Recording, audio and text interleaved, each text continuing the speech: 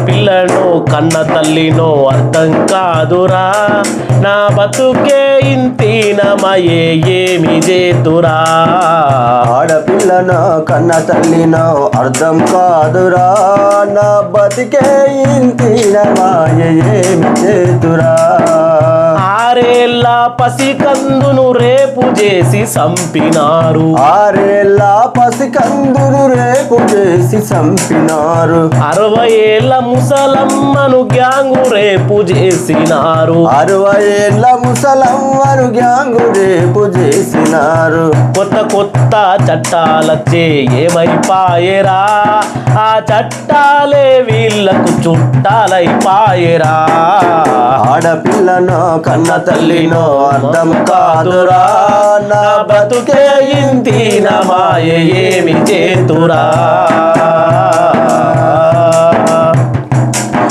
అర్ధరాత్రి స్వతంత్రం వచ్చిందని అంటున్నారు, అర్ధరాత్రి స్వతంత్రము వచ్చిందని అంటున్నారు. పట్ట పగలే ఆడవాళ్ళు బయటకెళ్తే తిరిగిరారు, పట్ట పగలే ఆడవాళ్ళు బయటకెళ్తే తిరిగిరారు. స్వతంత్రం వచ్చిందని ఎవడన్నాడురా,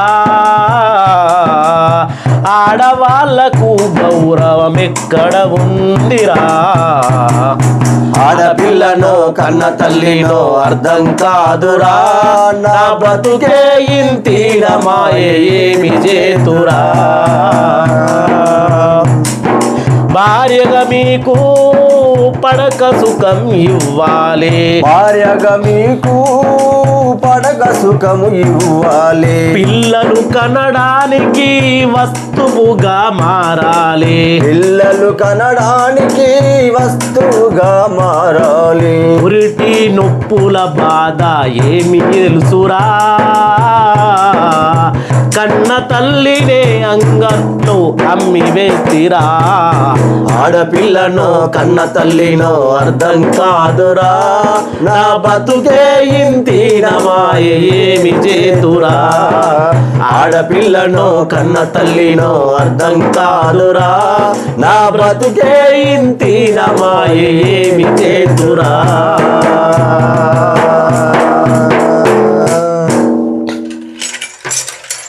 ఈరోజు మనకు ఎప్పుడో స్వతంత్రం వచ్చిందని అనుకుంటున్నాం, కానీ గాంధీజీ గారు ఒక మాట ఏమన్నారు, అంబేద్కర్ రాజ్యాంగంలో ఒక మాట ఏం రాశారు అంటే, ఎప్పుడైతే ఆడది అర్ధరాత్రి బయటకు వెళ్ళి ఇంటికి స్వేచ్ఛగా తిరిగి వస్తుందో ఆ రోజే మనకు స్వతంత్రం వచ్చినట్టని. కానీ అలా పట్టపగలే నా బిడ్డే నా చెల్లె కాలేజీకి వెళ్తే ఇంటికి వస్తావు రాదో కూడా తెలిసే పరిస్థితి లేదు.